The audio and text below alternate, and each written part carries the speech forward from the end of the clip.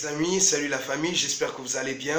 De partout où vous me suivez, je vous salue dans le beau, précieux, glorieux et majestueux nom de notre Seigneur Jésus-Christ. Que la paix et sa grâce soient sur vous. Ce matin, je voudrais tout simplement parler de l'évaluation, de l'auto-évaluation. La parole de Dieu déclare dans le livre de Luc 14 au 28e verset: « Car lequel de vous, s'il veut bâtir une tour, ne s'assied d'abord pour calculer la dépense et voir s'il a de quoi terminer, de peur qu'après avoir posé les fondements, il ne puisse l'achever et que tous ceux qui le verront ne se mettent à le railler, en disant: cet homme a commencé à bâtir et il n'a pu achever. 2. Ou quel roi, s'il va faire la guerre à un autre roi, ne s'assied d'abord pour examiner s'il peut avec 10 000 hommes marcher à la rencontre de celui qui vient l'attaquer avec 25 000.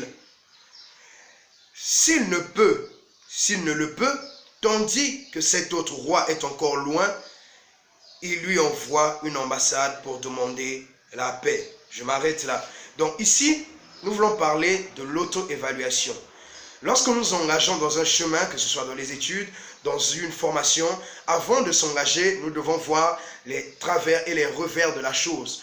Pouvoir évaluer les enjeux, tout ce qui nous attend comme surprise agréable ou désagréable. Parce que lorsque nous nous engageons sans pouvoir évaluer la portée de la chose, il y a beaucoup de choses qui nous surprendront et très vite, nous serons déçus et nous allons arrêter ce que nous avons commencé, alors que nous avions peut-être bien commencé.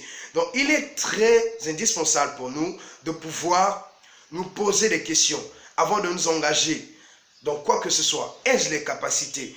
Ai-je le potentiel? Ai-je encore l'endurance qu'il faut? La vie n'est pas une course de vitesse, mais une course d'endurance. Et on dit souvent que qui veut aller loin ménage sa monture. Qui veut donc terminer ce qu'il a commencé doit bien voir s'il a tout ce qu'il faut avant de débuter.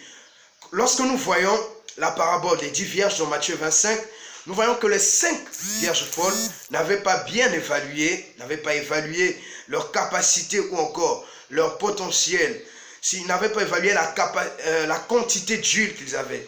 Alors, lorsque vous n'évaluez pas votre quantité, je vous assure qu'au moment opportun ou encore au moment d'achever bien votre course, vous ne pourrez pas, parce que tout simplement, vous n'avez pas eu à pouvoir faire, comme on dit, établir la fiche qu'il faut. Ou encore l'état de besoin qu'il faut. Et on nous a dit qu'un homme, s'il a 10 000 hommes, peut-il aller combattre un autre, son adversaire, qui en a 25 000? Alors on a dit, s'il n'en a pas, il vaut mieux battre en retraite. C'est-à-dire, lorsque vous n'avez pas les capacités de vous engager sur un terrain ou dans quelque chose, il est mieux de pouvoir se replier et de mieux se ressourcer afin de pouvoir, la prochaine fois, faire face. Je veux parler donc d'autonomie. Parce que si je parle d'autosuffisance, on va parler d'orgueil. Je parle d'autonomie. Êtes-vous autonome dans ce que vous faites? À l'école, dans vos projets, dans votre travail? Est-ce que vous ne dépendez pas de quelqu'un? Alors, cette autonomie, c'est ce qui fait de vous quelqu'un qui est apte à pouvoir s'engager. Alors, travaillons en ce sens. Merci Algérie, merci Congo, Brazza, RDC, que ce soit Gabon, Cameroun, Ghana, Dakar, Lomé, Togo, Benin, que ce soit Abidjan, Bouaké, France, Russie, Djibouti. De partout où vous me suivez, je prie, faisons, je prie pour vous et je demande à ce que nous soyons des personnes qui sont aptes à s'auto-évaluer. David, avant d'affronter Goliath, il a dit: j'ai besoin de quoi? Il a cherché des pierres, il a été inspiré. Soyons inspirés, évaluons nos forces et cherchons de quoi nous avons besoin pour mieux avancer. Que Dieu nous bénisse. On se retrouve très bientôt pour un Morning Motivation avec Neshama. Que Dieu vous bénisse, partagez la vidéo et abonnez-vous à notre chaîne YouTube. Laissez des commentaires, écrivez-nous et faites des suggestions et des remarques. Que Dieu vous bénisse.